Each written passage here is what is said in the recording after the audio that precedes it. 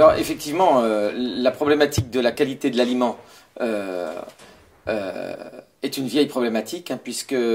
Hippocrate, 450 ans avant Jésus-Christ, disait déjà l'aliment est ton premier médicament. Or, ce bon sens-là, on l'a perdu du fait de l'industrialisation de l'agriculture, hein, et de faire des cultures pulvérisées avec des pesticides et,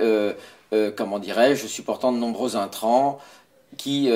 accélèrent la croissance, mais qui déstabilisent aussi dans les modes de culture la qualité des sols dans lesquels les plantes puisent tout un tas de nutriments et de micronutriments pour nous apporter à nous aussi des aliments de bonne qualité. Alors, ce qui se passe à l'heure actuelle, c'est que effectivement en France, depuis le premier plan national nutrition santé, on nous a tous dit 5 ou 7 fruits et légumes par jour, c'est très bien. Par contre, si ils sont remplis de pesticides, ça n'a pas tellement d'intérêt.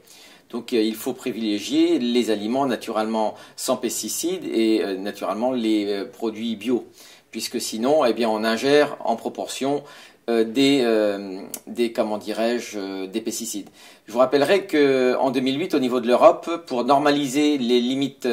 maximales résiduelles de pesticides dans les fruits et légumes, eh bien, l'Europe a choisi les normes qui existaient dans le pays qui avait les normes les plus importantes. Ça veut dire que c'était le moment de mettre les normes par rapport, naturellement, de les établir par rapport au pays qui faisait le plus propre, et pas du tout, ça a été le pays qui faisait le plus sale, entre guillemets, et comme ça, les normes maximales résiduelles ont été augmentées à cette période-là, ce qui est complètement incompréhensible si on se place